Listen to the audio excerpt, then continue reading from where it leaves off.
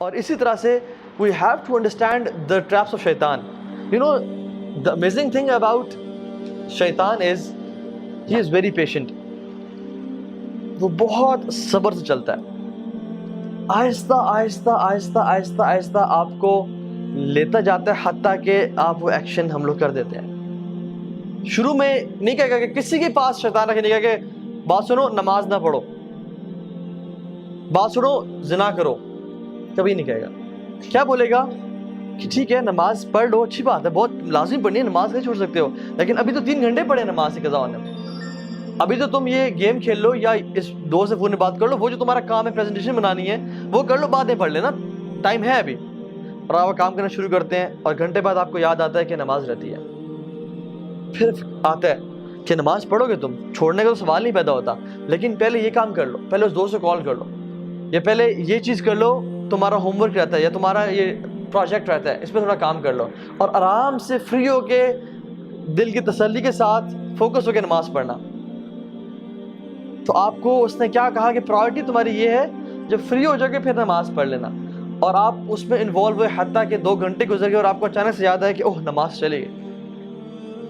اور پھر آتا ہے کہ آپ کیا قضا پڑھو گے تم, اور اب عصر کی نماز کا ٹائم ہو گیا ہے, تم نے فجر بھی چھوڑ دی, ظہر بھی چھوڑ دی, اب تم عصر کے سامنے اللہ کے سامنے کھڑے ہو گئے, اب کل سے 5 وقت کی نماز پڑھنی ہے. اور پھر آپ کہتے ہیں ہاں میں کل سے 5 وقت کی نماز پڑھوں گا, اور یہ کل کبھی نہیں آتا حتیٰ کہ انسان کورٹ میں چلا جاتا ہے. یہ میں اپنا پرسنل ایکسپیرینس بتا رہا ہوں آپ کو. میں جب یونیورسٹی میں تھا, when I was not practicing, یہ تو میرا حلیہ بالکل بھی نہیں تھا اور ہم لوگ برائی میں تھے, تو میں اس چیز کو سمجھتا تھا کہ نماز بڑی امپورٹنٹ ہے. لیکن ہوتا کیا تھا کہ چلو ابھی ٹائم ہے, پڑھ لیتے ہیں پڑھتے ہیں, اور کرتے کرتے 1 نماز چھوٹی, 2 چھوٹی, اب کل سے پوری پڑھیں گے, باقی بھی چھوڑ دی ساری. اور کل اگلے دن صبح اٹھے ہی 8 بجے, او فجر گئی, اور جب فجر گئی تو پھر اب کل سے 5 وقت کی پڑھیں گے.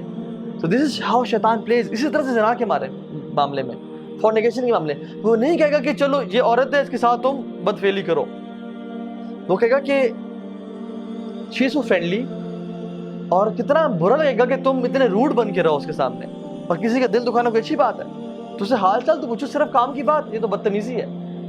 اور وہ کرتے کرتے آپ کام کی بات پوچھیں گے, باتیں کرتے کرتے فیلنگز ڈیولپ ہونا شروع ہو جائیں گی, اور آپ کے ذہن میں بہت سارے خیالات اس کو حسین کر کے, حدیث میں کیا آتا ہے, اللہ اکبر, اللہ کے نے فرمایا کہ شیطان نامحرم کو تمہارے ذہنوں میں حسین کر کے پیش کرتا ہے. وہ اتنی خوبصورت ہوتی نہیں ہے جتنی وہ خوبصورت کر کے تمہارے سامنے پیش کرتا ہے, حتیٰ کہ انسان فینٹیسائز کر رہا ہوتا ہے کہ یار سبحان اللہ کیا بہترین نیچر ہے اس کی, کیا خوبصورت ہے یہ, کیا اچھی عورت ہے یہ, اتنی ہوتی نہیں ہے. تو شیطان اس کے بارے میں وہ کر رہا ہوتا ہے حتیٰ کہ آپ کے دل میں اس کے لیے پیار محبت ڈیولپ ہو جاتا ہے, and you die to meet her.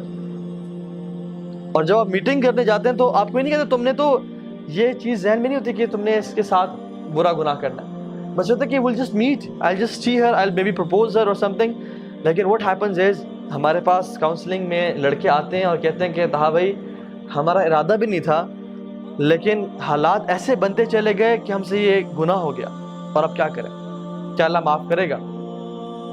اور پھر آتا ہے اور کہتا ہے کہ اب تم نے اتنا بڑا گناہ کر لیا, اب تم اسے چھوڑ دو گے, یا تمہیں اللہ تعالیٰ معافی نہیں کرے گا, تم کس طرح رب کے سامنے معافی مانگو گے, تم نے تو یہ پرومس کیا تھا کہ میں یہ گناہ نہیں کروں گا.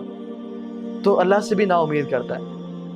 آدم علیہ السلام سے اس نے یہ گناہ کروایا نا, لیکن توبہ کروانا, کیونکہ فرسٹ ایکسپیرینس تھا اس کا آدم کے ساتھ علیہ السلام, توبہ کروانا جو ہے نا اسے نا امید نہیں کر سکا. آدم علیہ السلام نے کیا کیا, ربنا ظلمنا انفسنا وان لم تغفر لنا وترحمنا لنکونن من الخاسرین. تو اس نے ارادہ کیا کہ آج کے بعد میں ان کو گناہ بھی کرواؤں گا اور کہوں گا کہ تم اس منہ سے توبہ کرو گے, 100 چوہے کھا کے بلی حج کو چلی.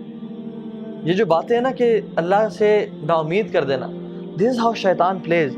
تو we have to understand کہ ہم نے شیطان کو ٹیکل کہاں پہ کرنا ہے. The first thought comes to our mind, اس کو وہیں پہ روکنا ہے.